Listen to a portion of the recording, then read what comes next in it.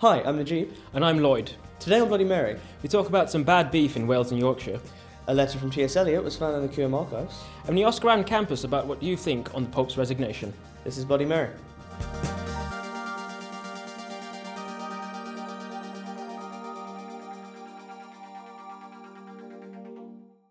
Have you ever tried a Tesco Bolognese or perhaps a Little Burger? Well, this means you've eaten horse.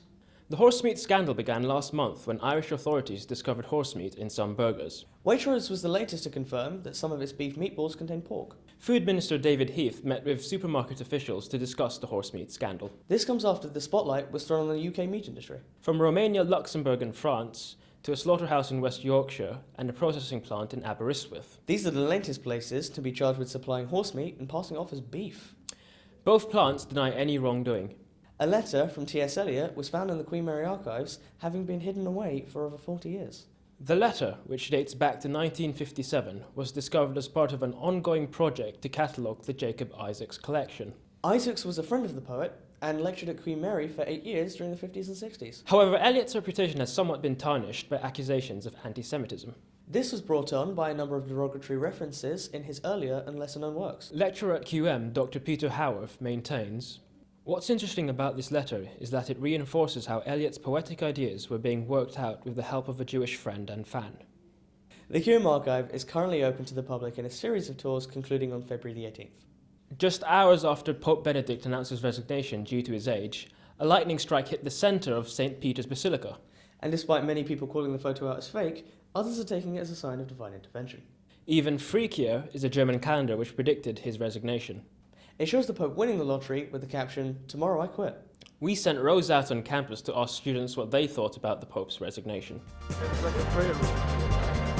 that, I don't know. So what's your name? James, hello. Hi, James. We're just wondering what you think about the Pope resigning. Are you shocked, Stand? I'm surprised somebody told me that it was the first time that a pope had resigned for a couple of hundred years. Now, what do you think about the Pope resigning? First in 600 years. Brave decision on his part. I saw it trending on Twitter. Well, it doesn't really affect me directly, but it's quite important. I mean, does the Pope come into your life at all? Do you think about him often? Is he a big presence? Pope is not a big presence in my life. Guys, what do you think about the Pope resigning? Not really got an opinion. No opinion. And you?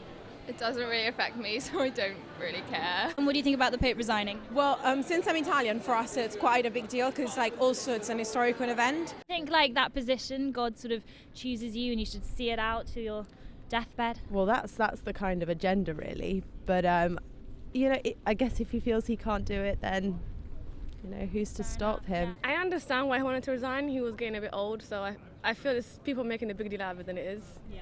If he needs to take a rest, then he should. I think it's very honest of him, admitting that he cannot do it anymore and he's old enough. And I think it shows that we're not that conservative anymore and we're ready to change and to accept our limits. Do you feel like it's kind of like you sign in to be Pope, you're there for life? Don't you think it's kind of a lockdown deal? I heard today on the radio that some of the other people resigned for gold and stuff like that. So really, he's doing better than the other people who resigned. Would you like to see a Pope that's kind of a little bit hipper, a little bit younger, a little bit more reflective of the new kind of generation? Well, yeah, I guess so, definitely. When the last papal elections came around, everybody did say that there was a more liberal candidate than this pope, and then this pope got in, and I was like, oh no, it would have been better if the more liberal one had got in. To be honest, I preferred much more the old Pope, Papa Wojtyla. I think he represented religious better than this new one, but hopefully the new Pope will be good. Well, I've also heard that all the popes who might come in to replace him are completely illiberal and unpleasant, so we'll see.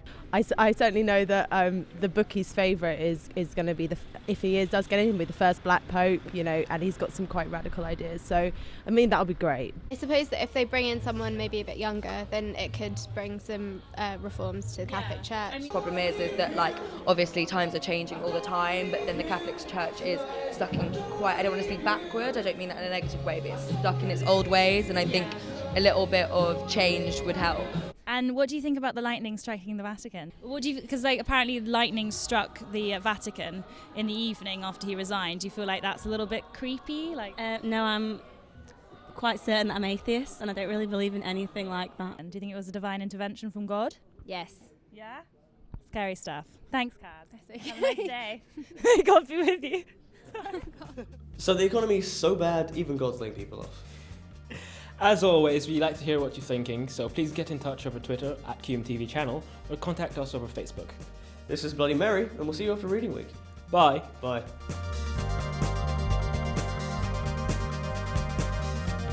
The Education Secretary, Michael Gove, has been accused of airbrushing Queen Victoria from the primary school curriculum after a draft was leaked to the press.